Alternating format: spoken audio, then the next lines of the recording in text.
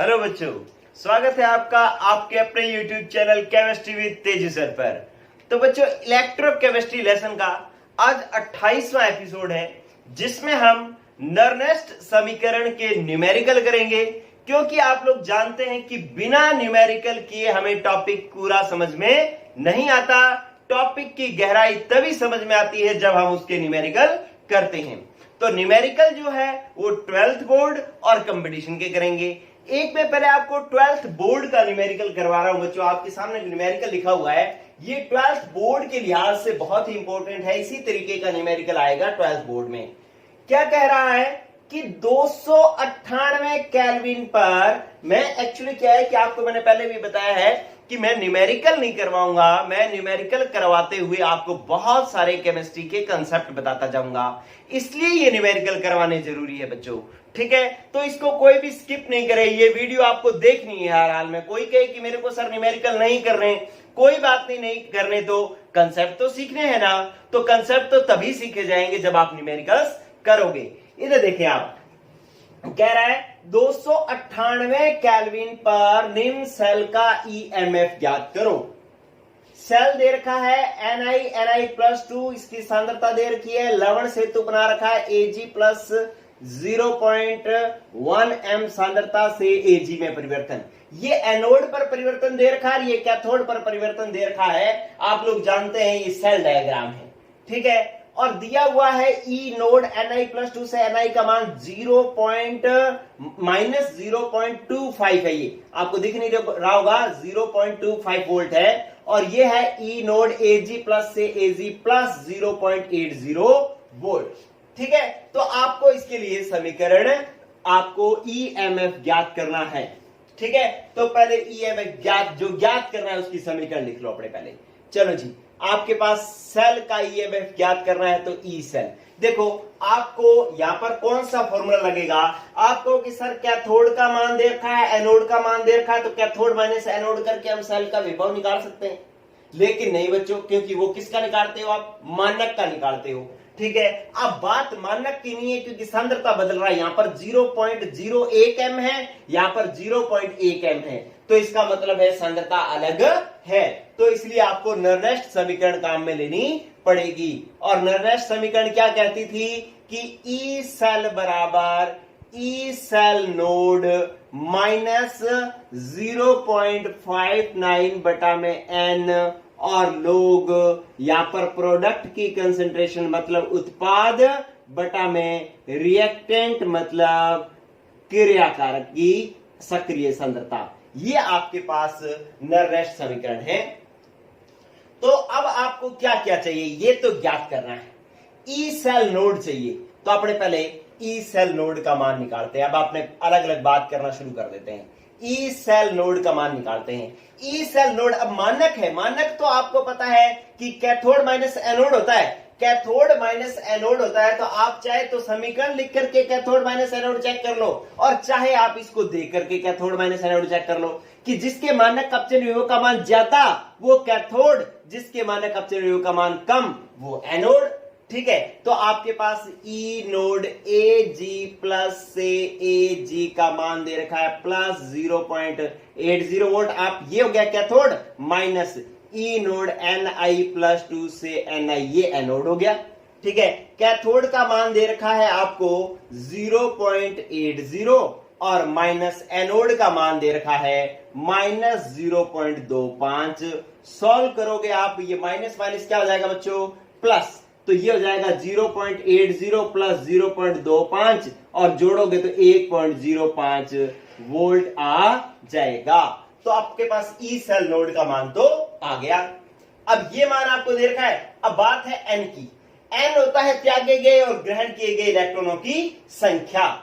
ठीक है, तो इसके लिए आपको क्या करना पड़ेगा, एक संतुलित समीकरण लिखनी पड़ेगी। आप देखो इससे समीकरण कैसे बनाते हो। पहले मैं यहां पर समीकरण बना लेता हूं, बात फिर इजी हो जाएगी। समीकरण बनाता हूं बच्चों, ये एनोड पर परिवर्तन है। तो आपको जब सेल डायग्राम दिया होता है और आपको समीकरण बनानी होती है ना, तो आपको ये करना होता है बच्चों। इधर देखो, आपने एनोड पर परिवर्तन Na+2 में बदल रहा है, तो आप Na लिखोगे, तीर लगाओगे और इधर Na+2 लिखोगे। ठीक है, फिर आपको ये कैथोड पर परिवर्तन दे रखा है, Ag प्लस Ag में बदल रहा है, तो यहां पर आप लिखोगे Ag प्लस किस में बदल रहा है, Ag में बदल रहा है। Ni प्लस 2 में, Ni प्लस 2 में, तो Ni प्लस 2 में, Ag प्लस Ag में, तो Ag प्लस Ag में। ठीक है बच्चों, अब आपने क्या किया कि इसको संतुलित करो कि आप Ni देखो कितने इलेक्ट्रॉन त्याग रहा है, Ni से Ni प्लस 2 2 इलेक्ट्रॉन त्याग रहा है, Ag प्लस से Ag कितने इलेक्ट्रॉन ग्रहण कर रहा है, 1, तो संतुलित करने के लिए यहां पे भी 2 लगा लो और यहां पर भी 2 लगा लो। ठीक है, तो आपके पास ये जो है संतुलित समीकरण बन गई। अब आपको जो है n का मान पता लग गया कि 2 ही इलेक्ट्रॉन त्यागे जा रहे हैं, 2 ही मोल इलेक्ट्रॉन ग्रहण किए जा रहे हैं, तो n का मान आ जाएगा 2। ठीक है, फिर आपके पास उत्पाद की सांद्रता, उत्पाद ये दोनों हैं और क्रियाकारक की सांद्रता ये, क्रियाकारक ये दोनों है। ठीक है, तो अब मैं ये समीकरण में मान रखता हूं, मेरे पास हो गया ई सेल बराबर E cell naught minus 0.059, n का मान कितना हो गया 2। अब लोग उत्पाद की सांद्रता, उत्पाद में बच्चों ये तो ठोस है, ठोस की सांद्रता तो आप लिखो ही मत भले, या आप लिख करके बाद में कर देना कि ठोस की सांद्रता इकाई होती है, मैं यहां पर इसको लिख ही नहीं रहा, ये सिर्फ इसकी सांद्रता लिख रहा हूं Ni+2। ठीक है, अब इन दोनों में से Ni ठोस है, Ag प्लस विलयन में है, तो अपने को विलयन वाला लिखना है, ठोस वाला लिखना ही नहीं है, तो मैंने लिखा Ag प्लस, लेकिन अब इसके 2 मोल है तो इसकी पावर आ जाएगी बच्चों 2। ठीक है, अब इसको हल करो, आप लिखेंगे ई सेल बराबर ई सेल नोड माइनस 0.059 बटा में 2। अब लोग देखो बच्चों कि आपके पास Ni प्लस की सांद्रता, Ni+2 की सांद्रता ये देर की क्या 0.01, तो आपने रखा 0.01। ठीक है, ये सांद्रता आ गई 0.01, और फिर आपने रखनी Ag प्लस की सांद्रता, Ag प्लस की सांद्रता है 0.1 और इसका क्या है स्क्वायर, स्क्वायर का मतलब है मैं इसको लिख रहा हूं 0.1 और 0.1। ठीक है, इसका 0.01 था और ये 0.1 है, तो आपके पास इसके पॉइंट के बाद 2 अंक है, यहां पर पॉइंट के बाद 1, पॉइंट के बाद 1, तो ये भी पॉइंट के बाद 2 हो गए, तो ये दोनों क्या हो जाएंगे कैंसल। ठीक है, कट गए।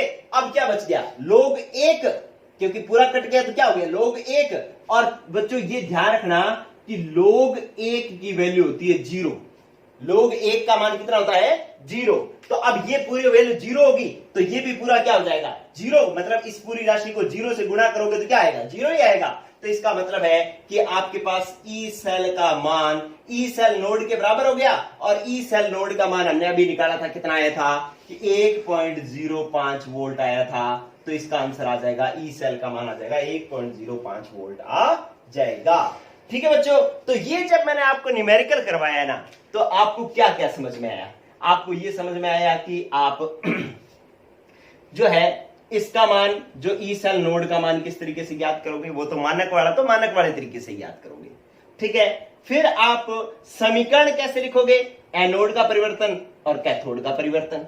ठीक है, तो इससे मैंने आपको समीकरण बनानी सिखाई। फिर आपको मान रखने सिखाई कि मान जो है यहां पर सांद्रताएं जो है विलयन वाली ही रखनी है, आयन वाली ही रखनी है, ठोस को नहीं रखना, क्योंकि ठोस की सांद्रता इकाई मानी जाती है। तो आपके पास ये हो गया। फिर आपने क्या किया, इस तरीके से मान रखा, और आपने यहां पर एक चीज और सीख ली कि log 1 का मान क्या होता है 0 और log 10 का मान होता है 1, log 10 का मान होता है 1। ठीक है, तो अब इसको सॉल्व किया तो इसका मतलब है ये तो log 1 का मान 0, तो ये पूरा 0 हो गया, 0 को इस पूरी राशि से गुणा करेंगे तो ये भी 0, और इसका मतलब ई सेल का मान ई सेल नोड के बराबर हो गया, और ई सेल नोड का मान हमने यहां पर रखा ही था। ठीक है, तो इस तरीके से आपको 12th का न्यूमेरिकल करना है, ये आपको पेपर में आएगा।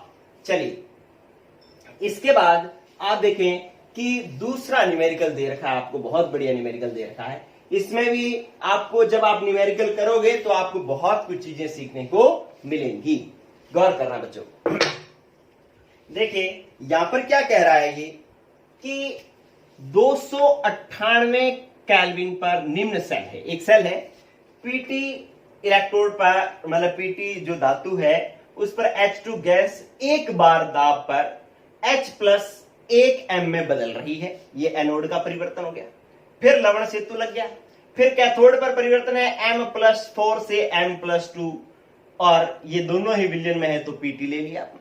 ठीक है, अब क्या कह रहा है कि इसके लिए ई सेल का मान तो दे रखा है 0.092 वोल्ट, और ई नोड +4 से M+4 से M+2 मतलब अपचयन विभव दे रखा है 0.151 वोल्ट।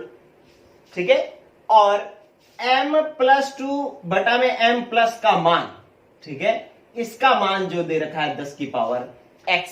ठीक है, अब वो कह रहा है कि इसमें x का मान क्या है। देखो जेईई एडवांस 2016 के अंदर ये न्यूमेरिकल आया हुआ है। ठीक है, इसका मतलब है आप जब ये सीखोगे तो आपको अच्छा भी लगेगा, आपको लगेगा कि यार मैंने कंपटीशन का क्वेश्चन सॉल्व किया। ठीक है, गौर करें बच्चों क्या कह रहा है। अब आपको पहले तो वही कि आप क्या करो, फॉर्मूला रख लो।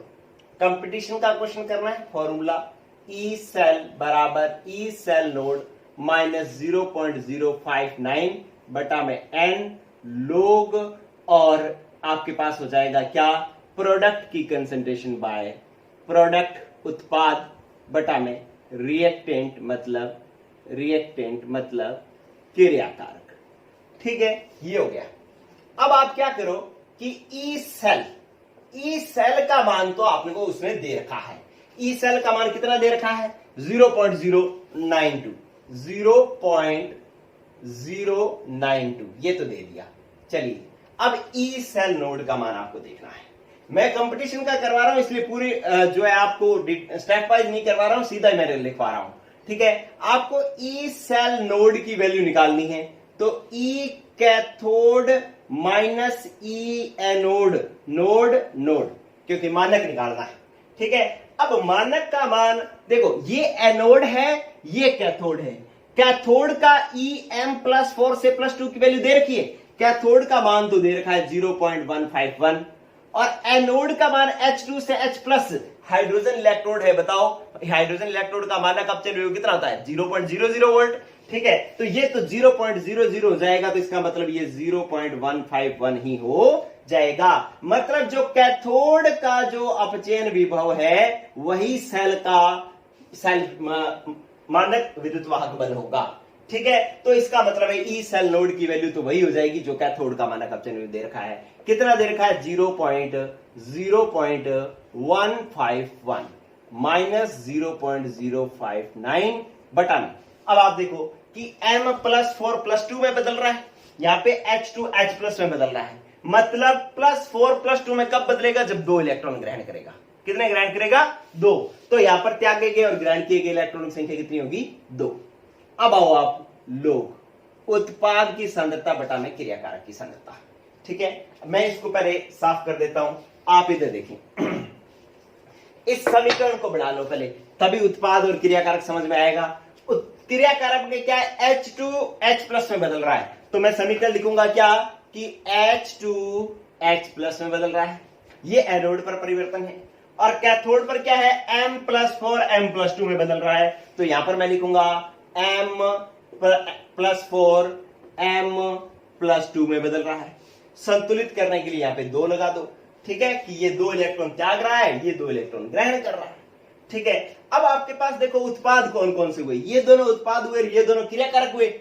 ये गैस है, ये विलयन में है, ये विलयन में है, ये विलयन में है। ठीक है, क्योंकि प्लस वाले आयन जो है वो सारे विलयन में है, और H2 गैस जो है वो गैसीय अवस्था में है। तो अब उत्पाद की सांद्रता बटा में क्रियाकारक की सांद्रता। उत्पाद देखो क्या हुआ कि एक तो है हमारे पास H+, ये वाला है उत्पाद, और इसके मोल कितने हैं, 2, तो पावर आ जाएगी 2। ये है आपके पास M+2, ये 2 हो गए। फिर ये कह रहा है कि आपके पास ये क्रियाकारक है, क्रियाकारक में एक तो है हमारे पास H2 गैस, और एक है आपके पास M+4 ये आयन। ठीक है, ये मान आपको उत्पाद की सांद्रता बटा में क्रियाकारक की सांद्रता होगी। अब उत्पाद और क्रियाकारक ये मैं साफ कर रहा हूं, समीकरण आपको लिखनी आ गई।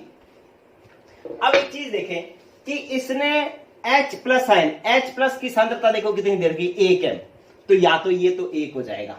ठीक है, और यहां पर दूसरा H2 गैस, H2 गैस का क्या रखना होता है अपने को, दाब, और दाब कितना दे रखा है, एक बार, तो ये भी एक हो गया, ये भी एक, ये भी एक, तो इन दोनों को हम लिखे ही ना, इन दोनों को हम लिखे ही ना, ये लो, ये इनको लिखो ही नहीं। तो अब आपके पास बन गया log m+2 बटा में m+4। ठीक है, और m+2 बटा में +4 का मान, +2 बटा में +4 का मान 10 की पावर x दे रखा है। ठीक है, तो इसके लिए अब अपने पास ये समीकरण बन जाएगी कि यहां पर मैं इसको लिख सकता हूं log 10 की पावर x, 10 की पावर x। और इधर वाले को हल करने की कोशिश करता हूं। इधर वाले को हल कैसे करूंगा, ये तो 0.092 बराबर 0. अब क्या होगा कि इन दोनों का मैं लघुत्तम ले लूंगा, इन दोनों का लघुत्तम आया 2। ठीक है, इसको 2 से गुणा, ये 2 से गुणा होगा, 2 एकम 2, 2 5 10 और 2 एकम 2 और 1 3, तो 0.302। ठीक है, माइनस, अब ये क्या बच गया, ये हो गया 0.059। ठीक है, अब ये 10 के पावर x है, इस x का मान इसने पूछा है। आप क्या करो, इस 2 को इधर तिरछा गुणा कर लो, तिरछा गुणा करोगे तो ये हो जाएगा 0.2 दूनी 4, 2 नीम 18, 184 बराबर 0.302, 0.09 log 10 की पावर x। ठीक है बच्चों, ये हो जाएगा। अब आप क्या करो, इस पूरी समीकरण को माइनस से गुणा कर लो, ये माइनस, ये माइनस, ये प्लस। ठीक है, माइनस से गुणा करोगे तो ये चिन्ह बदल जाएंगे। ठीक है, अब इस -302 को इधर लाओ, -302 को इधर लाओगे तो क्या हो जाएगा, प्लस 0.302 हो जाएगा, और ये -0.184 बराबर, ये अब इधर आ गया तो सिर्फ ये बच गया 0.059 log 10 की पावर x। ठीक है, इधर ध्यान दें। अब क्या होगा बच्चों, इसमें से इसको घटाओगे तो ये कितना आया, 2 में से 4 गए, मतलब 12 में से 4 गए, कितना आया 8। फिर यहां पर क्या बचा 9, यहां पर 8, क्या आया 1, 2 माइनस 1 क्या बचा 1, तो 0.118 आ गया। ठीक है, और बराबर हो गया 0.059 log 10 की पावर x। ठीक है, अब ये इसके बटा में लाओ तो log 10 की पावर x बराबर ये हो जाएगा 0.118 बटा में 0.059। ठीक है, तो 59 दूना 118 होता है, 59 दूना 118 होता है, तो ये पॉइंट से पॉइंट उठ गया और ये आएगा 2।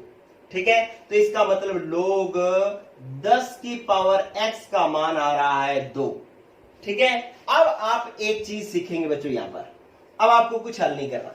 log 10 की पावर x है ना, ये 10 की पावर जितना होगा उतना ही मान ये होगा, मतलब x का मान कितना आ जाएगा, 2 ही आ जाएगा। अगर यहां पर 3 आता तो x का मान 3 होता, यहां पे 5 आता तो 10 की पावर x का मतलब मान 5 होता, यहां पर -2 आता तो x का मान -2 होता। ठीक है, तो जितना ये मान आएगा वही x का मान होगा। अगर मान लो ये मान ज्ञात करना होता, अगर आपके पास ये आ जाता कि log 10 की पावर 2, तो मान क्या होता 2। ठीक है, क्योंकि n ये log m की पावर n है, n को आगे ले आओ तो ये बन जाता है 2 log m, मतलब ये 2 आगे आ जाएगा। log 10 का मान 1 होता है, तो 2 इंटू 10 की log 10 का मान 1, तो 2 इंटू 1 क्या आ जाएगा 2, मतलब जो इतनी पावर होगी वही आंसर आएगा। ठीक है, तो log 10 की पावर 2 थी तभी आंसर 2 आया है, इसलिए x का मान क्या हो गया बच्चों 2 हो गया। ये आपके पास जेईई एडवांस 2016 का क्वेश्चन है, हालांकि मैंने इसको बहुत डिटेल से करवाया है। आप लोग तो जब खुद के लिए करोगे तो बहुत फास्ट कर सकते हो, और ऐसे जितनी आप प्रैक्टिस करोगे बच्चों उतना जो है इस तरीके के न्यूमेरिकल्स करने आपको आसान होते जाएंगे। चलिए, अब मैं आपको ये तीसरा क्वेश्चन करवा रहा हूं, साफ कर रहा हूं इसको, स्क्रीनशॉट आप ले सकते हैं। चलिए, यस बच्चों, देखो तीसरा क्वेश्चन वो है जो मैंने कल एक फॉर्मूला में डेराइव करवा रहा था, फिर मैंने बीच में छोड़ दिया था। इसलिए छोड़ दिया था क्योंकि उसको आप समझना थोड़ा सा टफ हो रहा था वहां पे। अब यहां पर इजी रहेगा, न्यूमेरिकल के साथ इजी रहेगा। ठीक है, फिर सारी बातें हो जाएगी। उसमें क्या हो रहा था, लेंथी मेथड हो रहा था, इसमें आपको इजी मेथड, बिल्कुल इजी मेथड, आसान से समझ में आ जाएगा। कह रहा है एक हाइड्रोजन गैस इलेक्ट्रोड पीटी तार को HCl के 10 pH घोल में डुबोकर, ठीक है, कि आपको पीटी का तार है और उसको HCl के विलयन में डुबो रखा है और विलयन की pH कितनी दे रखी है 10। अब कह रहा है इसके चारों ओर एक एटमॉस्फेयर H2 गैस पास करके बनाया गया है, मतलब इस पीटी के इलेक्ट्रोड पर जो गैस पास करवा रहे हैं उसका दाब कितना है, 1 एटमॉस्फेयर है। कहता है इसका ऑक्सीकरण विभव है, ऑक्सीकरण विभव आपसे पूछ रहा है। क्वेश्चन कब आया हुआ है, नीट 2013 के अंदर क्वेश्चन, मतलब लेवल का क्वेश्चन है इसका मतलब। ऐसा क्वेश्चन आपको एक 12th बोर्ड की जो बुक है, एनसीईआरटी का भी है, राजस्थान बोर्ड वाली भी है, सभी में ये बुक में ये क्वेश्चन दे भी रखा है, तो इसलिए 12th के लिए भी ये क्वेश्चन इंपॉर्टेंट है और कंपटीशन के लिए भी। चलिए आंसर जो है ऑप्शंस आपको दे रखे हैं, आपको करना है।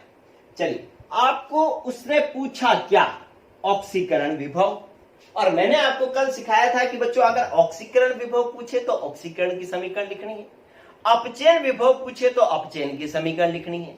आपसे ऑक्सीकरण का पूछ रहा है तो आप ऑक्सीकरण की समीकरण लिख लो। ऑक्सीकरण की समीकरण क्या होती है, ये इलेक्ट्रॉन त्यागेगा तभी तो ऑक्सीकरण होगा। ये लो H प्लस और ये इलेक्ट्रॉन त्याग रहा है, इसको संतुलित करने के लिए यहाँ पे यहाँ पर 1/2 लगा दो, ठीक है, कि 1/2 H2 का मतलब है एक ही हाइड्रोजन है, वो एक इलेक्ट्रॉन त्याग करके H प्लस में बदल रहा है, ये ऑक्सीकरण की समीकरण है, ठीक है। अब इसका विभव ज्ञात करना है, क्या कह रहा है कि ई आपको ऑक्सीकरण विभव ज्ञात करना है तो ऑक्सीकरण लिखो यहाँ पे, H2 से H प्लस ही तो ऑक्सीकरण हो रहा है ना, H2 से H प्लस ही होगा। अगर अपचयन विभव निकालना था तो H प्लस से H2 निकालता मैं, ठीक है, बराबर ई नोड, यहां पर भी मैं H2 से H प्लस ही लिखूंगा क्योंकि ऑक्सीकरण विभव काम में ले रहे हैं, बराबर 0.059 बटा में n लोग उत्पाद की सांद्रता। अब उत्पाद क्या है, H प्लस, क्रियाकारक क्या है, H2 गैस, ठीक है। अब क्या करना है कि यहां पर आप मान रखना शुरू करो, H2 से H प्लस बराबर इसका नोड हाइड्रोजन इलेक्ट्रोड के मानक अपचयन विभव हो चाहे मानक ऑक्सीकरण विभव हो, दोनों का मान कितना होता है 0.00 वोल्ट माइनस ये आ गया 0.059 बटा में n। n क्या है, त्यागे गए इलेक्ट्रॉन कितने हैं, 1, तो मैंने लिख दिया 1। अब लोग देखो बच्चों, ये तो हो गया आपके पास H प्लस और H2 गैस। H2 गैस देखो, पहले H प्लस की सांद्रता देखो, इसमें कहीं दे रखी है, कहता है एक हाइड्रोजन गैस इलेक्ट्रोड को पीटी के तार को HCl के 10 pH गोल में, देखो pH दे रखी है, इसमें सांद्रता नहीं दे रखी है H प्लस की। आगे चले कि चारों ओर एक एटमॉस्फेयर पर H2 गैस पास करो, मतलब H2 गैस का दाब दे रखा है, लेकिन H प्लस की सांद्रता यहां पर नहीं दे रखी, तो हम H प्लस को H प्लस ही रहने देते हैं, लेकिन H2 गैस की जगह एक एटमॉस्फेयर दाब दे रखा है तो मैंने 1 लिख दिया, ठीक है। चलिए अब मैं इस समीकरण को ऐसे लिख रहा हूं, H2 से H प्लस बराबर, अब इसको लिखने की तो जरूरत नहीं है 0.00, तो ये तो लिखने की जरूरत नहीं है, सीधा ही आ जाएगा, माइनस ये हो गया 0.059 और ये हो गया, एक को लिखने की जरूरत नहीं है, लोग यहां पर क्या आ जाएगा H प्लस की सांद्रता, इस एक को भी लिखने की जरूरत नहीं है, ठीक है। अब इतना लिखने के बाद में आपको याद होगा बच्चों, 10वीं में पढ़ा होगा कि pH बराबर क्या होता है, हाइड्रोजन आयनों की सांद्रता के ऋणात्मक लघुगणक को pH कहते हैं। तो आपके पास फॉर्मूला होता है pH का, pH बराबर होता है माइनस लोग H प्लस है, माइनस लोग H प्लस, ठीक है। तो लोग H प्लस आयन की सांद्रता तो है, ठीक है। मैं इसको क्या कर लूं, मैं इसको आगे लिख लूं, इसको पीछे लिख लूं, ये गुणा में है तो आगे पीछे लिखने का कोई फर्क नहीं पड़ता, तो मैं इसको आगे लिख लेता हूं, तो मैंने इसको लिख लिया लोग H प्लस इंटू में 0.059, कोई दिक्कत नहीं है, गुणा में आगे पीछे लिख सकते हैं अपने, ठीक है। अब ये क्या बन गया कि माइनस लोग H प्लस, ये माइनस लोग H प्लस, इसको हम क्या कह सकते हैं, pH, क्या कह देंगे pH, और इंटू क्या हो गया 0.059। ये मैं आपको न्यूमेरिकल नहीं करवा रहा हूं, ये कंसेप्ट सिखा रहा हूं। आज तो ये समझने में आपको टाइम लग रहा है, लेकिन आगे से आपको ये करने में एक चुटकियों में आंसर निकाल दिया करेंगे आप, ठीक है। चलिए बच्चों, अब आपको ये फॉर्मूला बन गया। अब देखो आपको EH2H प्लस, आपको साइड का ऑक्सीकरण विभव निकालना था, तो आप ऑक्सीकरण विभव निकाल रहे हैं। pH का मान कितना दे रखा है, pH दे रखी है 10 और इंटू कर लो 0.059, 10 को गुणा कर दोगे तो ये 0.59 वोल्ट आ जाएगा, तो ये इसका ऑक्सीकरण विभव आ गया। ठीक है, ये तो आपको एक न्यूमेरिकल करवाया रीड 2013 का, लेकिन अब आप इससे क्या समझ गए, इससे भविष्य में आप क्या कितनी चीजें सीख गए, ये बताओ आप मेरे को। देखो इसको मैं साफ करूंगा। एक तो ये बात समझ में आ गई कि अगर ऑक्सीकरण विभव निकालना है तो ऑक्सीकरण की समीकरण, अपचयन विभव निकालना होता है तो हम अपचयन की समीकरण लिखते। ठीक है, ये तो हमें पता लग गया। अब आप देखें कि यहां पर ये चीज समझे। देखो आपको अगर मान लो अब कोई और क्वेश्चन दिया गया, कोई भी दिया गया हो, अगर पीएच यहां पर 2 कर देगा तो आपको इसको 2 से गुणा करना है। ठीक है, अब मुझे बताओ कि आगे से अगर आपको कंपटीशन में क्वेश्चन मिलेगा तो आप इतना कुछ करोगे क्या जितना मैंने बोल रखा है? नहीं, आप सीधा ही पीएच दे रखा हो और ऑक्सीकरण विभव ज्ञात करना हो तो आप सीधा ही फॉर्मूला लगाओगे, H2 से H प्लस बराबर होता है pH इंटू 0.059। ये फॉर्मूला लगाओगे, मान पीएच का मान रख के गुणा करके आंसर निकालोगे, 1 सेकेंड का काम होगा आपका। यस और नो कर लोगे ना? ठीक है, आप कहो कि सर ये तो ऑक्सीकरण विभव का है, अगर अपचयन विभव का पूछ ले तो अपचयन विभव का क्या हो जाएगा? अपचयन विभव के लिए आप क्या लिखोगे बच्चों? आप लिखोगे EH प्लस से H2 बराबर, फॉर्मूला तो यही रहेगा pH इंटू 0.059, लेकिन यहां पर क्या आ जाएगा? माइनस, क्योंकि मैंने आपको बताया था कि ऑक्सीकरण और अपचयन विभव होते बराबर ही हैं, लेकिन निशान का अंतर होता है। अगर यहां पर प्लस आ रहा था तो यहां पे क्या आएगा? माइनस। अगर अपचयन विभव ज्ञात करना हो तो ये फॉर्मूला लगा सकते हो, EH प्लस से H2 बराबर माइनस pH इंटू 0.059। ठीक है, आपको कोई और फॉर्मूला कुछ भी करने की जरूरत नहीं है, सीधा फॉर्मूला लगाओ और सीधा आंसर निकालो। क्लियर बच्चों? तो आपको समझ में आ रहा है कि आपने जो है न्यूमेरिकल नहीं सीखा, आपने क्या सीखा? कंसेप्ट सीखा है, जिसको आप जो है और कंपटीशन एग्जाम्स में जब क्वेश्चन आएगा तो आप उसको तुरंत इसको अप्लाई कर सकते हो।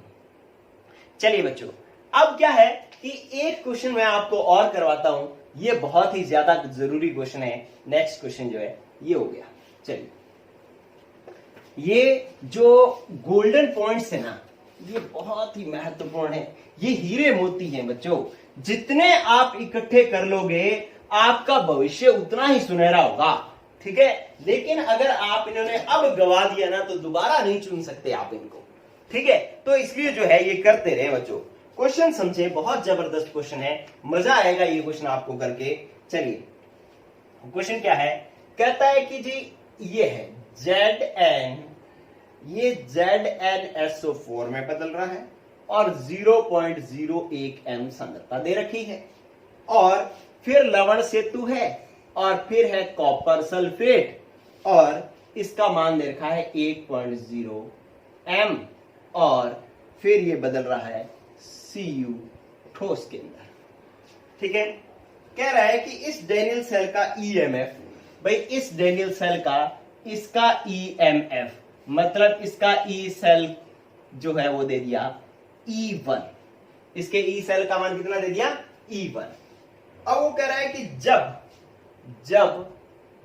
ZnSO4 की सांद्रता, ZnSO4 की सांद्रता को क्या कर दिया जाए? 1.0 m तक वह CuSO4 की सांद्रता, CuSO4 की सांद्रता कितनी कर दी जाए?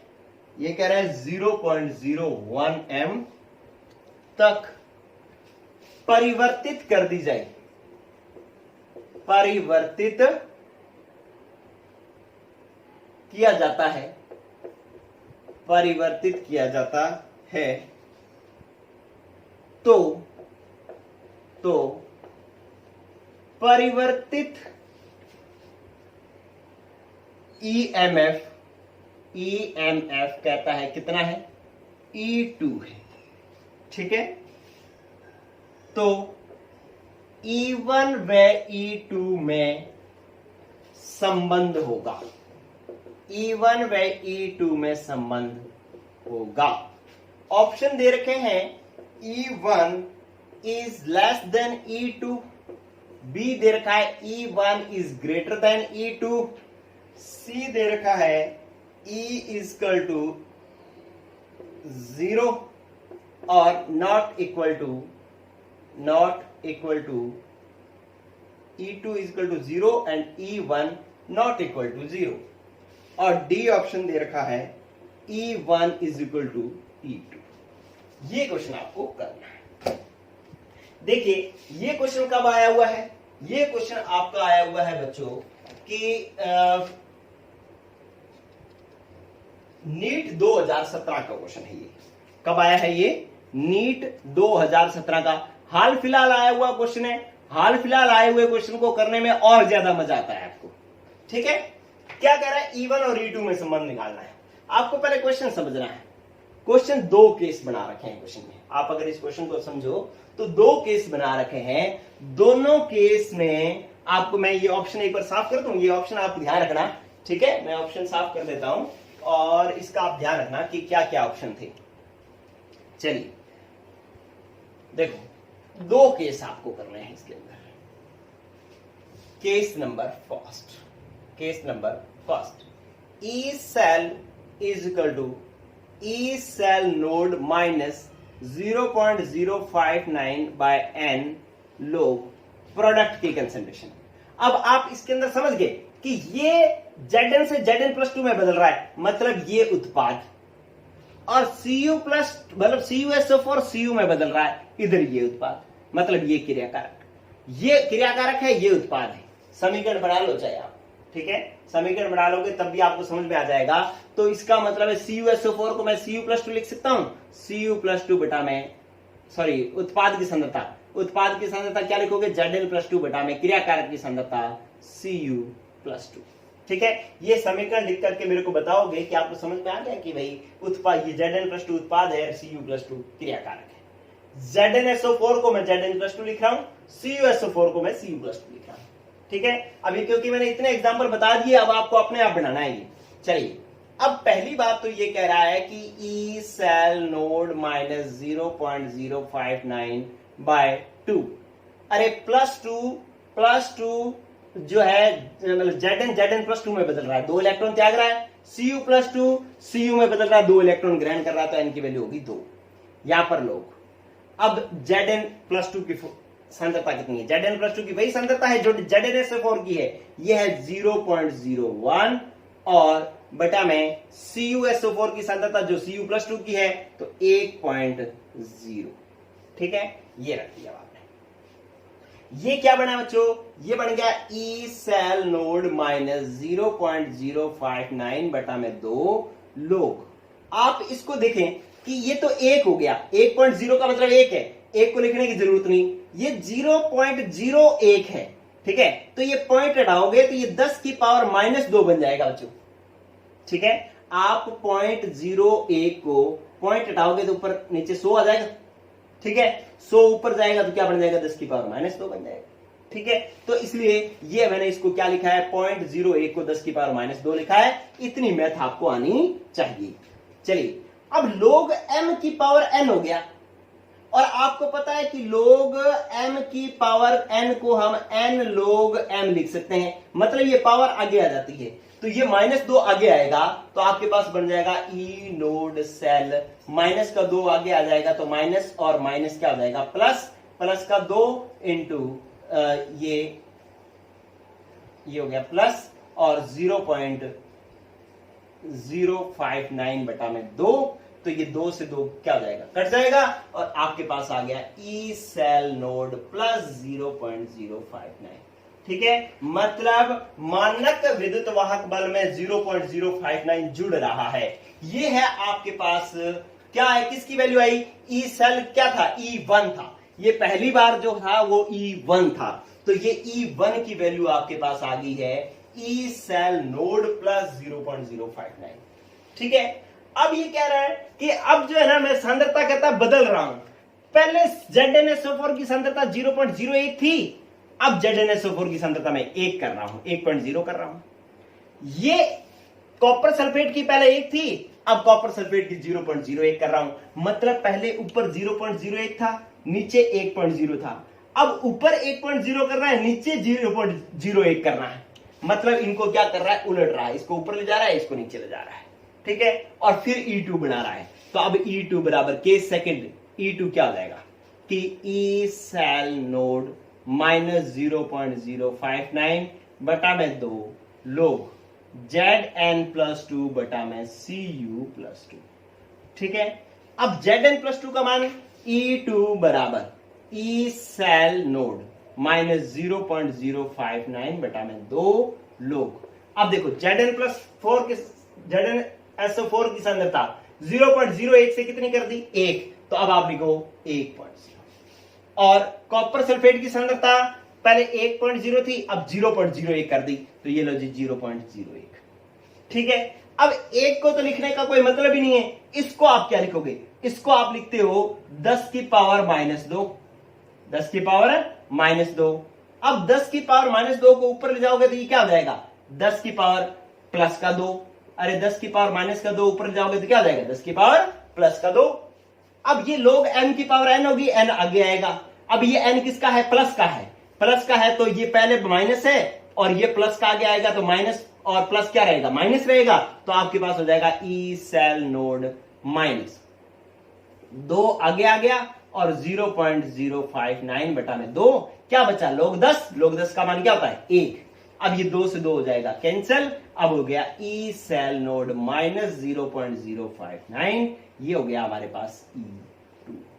ठीक है, तो पहले क्या था? E1 में ई सेल नोड में प्लस हो रहा था 0.059 और यहां पे E2 में ई सेल नोड में से माइनस हो रहा है 0.059।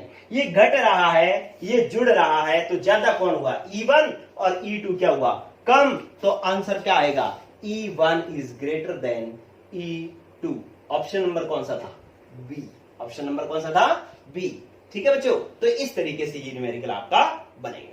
ठीक है, तो आपने क्या किया? पहले न्यूमेरिकल को पढ़ा, उसके अंदर ये कह रहा है कि पहले ये सांद्रता इसकी ये है, इसकी ये है, अगली कंडीशन में ये वाली सांद्रता इसकी कर दी, ये वाली सांद्रता इसकी कर दी। अब बताओ कि पहले विद्युत वाहक बल E1 था, बाद में E2 है, तो E1 और E2 में क्या संबंध होगा?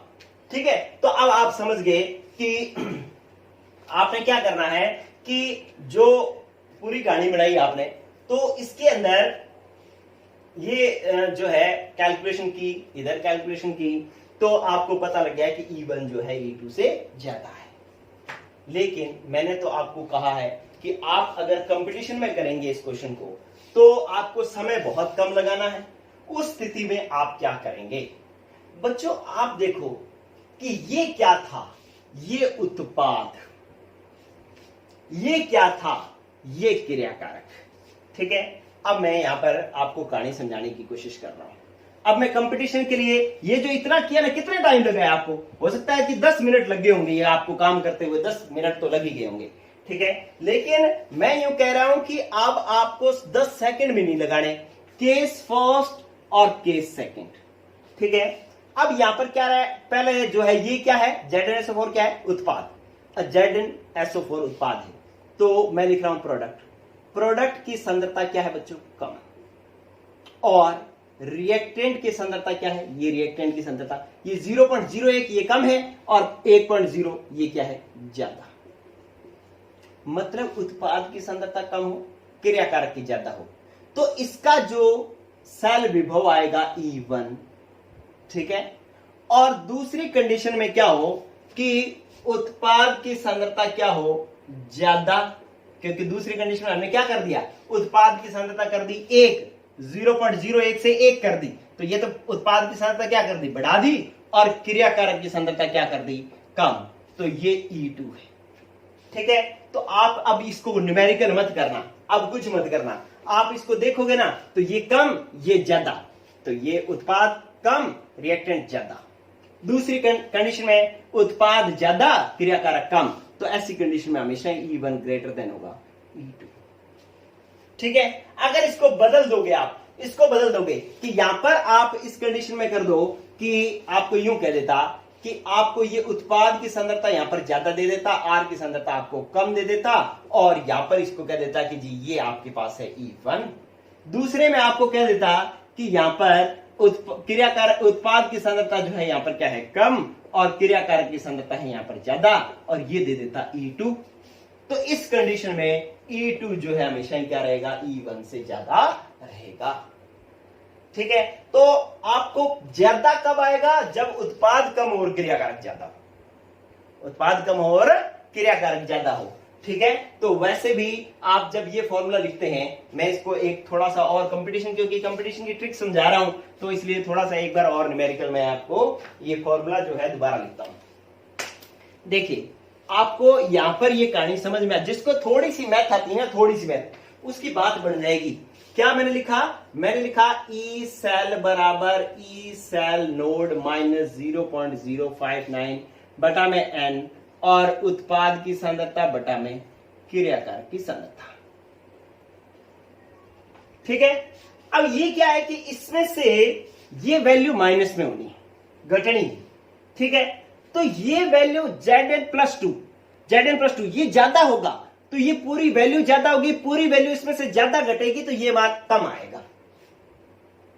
ये पता लग रहा है? ये क्या है? उत्पाद। अगर ये उत्पाद कम होगा, ये वैल्यू कम होगी तो ये पूरा मान कम होगा, पूरा कम होगा तो इसमें से ये कम मान घटेगा, कम मान घटेगा तो ये सेल की वैल्यू ज्यादा होगी। ठीक है, तो आप ये समझ लें कि जैसे जैसे Zn+2 की सांद्रता बढ़ेगी, इसकी Zn+2 की सांद्रता जैसे जैसे बढ़ेगी, ये जैसे जैसे बढ़ेगी, ये वैल्यू बढ़ेगी, इसमें से ज्यादा वैल्यू घटेगी तो ये वैल्यू ई सेल का मान जो है वो घटेगा। ये ध्यान रख लेना आप। ठीक है, तो Zn+2 की सांद्रता जैसे जैसे बढ़ेगी, ई सेल का मान क्या होगा? घटेगा।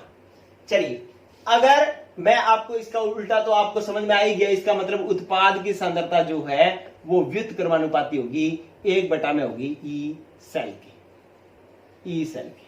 ठीक है, दूसरे में अगर आप Cu+2 की सांद्रता बढ़ाओगे, ये अगर सांद्रता बढ़ेगी, अरे ये बढ़ेगी ना, ये बटा में है, ये बढ़ेगी तो ये पूरी वैल्यू घटेगी, क्योंकि ये बटा में है, ये पूरी वैल्यू घटेगी तो इसमें से कम मान घटेगा, कम घटेगा तो ये मान ज्यादा आएगा। इसका मतलब ई सेल का मान क्या आएगा? ज्यादा आएगा, ये बढ़ेगा। ठीक है, तो इसका मतलब जो क्रियाकारक की सांद्रता है, क्रियाकारक की जो सांद्रता है ये बढ़ेगा तो ई सेल का मान भी बढ़ रहा है, इसलिए ये समानुपाती होगा ई सेल के। ये आप जो है इन ट्रिक्स का यूज कर सकते हो बच्चों। जैसे जैसे न्यूमेरिकल्स से आप भिड़ते जाओगे, वैसे वैसे आपके खुद के कंसेप्ट बनते जाएंगे, खुद आप नए नए विचार बना सकोगे। ठीक है, तो इतने ही न्यूमेरिकल करवा रहा हूं मैं बच्चों, आप बाकी की प्रैक्टिस जो है आप खुद करें। ठीक है, गुड लक बच्चों, पढ़ते रहो, इन ट्रिक्स का यूज करना है आपको। ठीक है, ओके, बाय।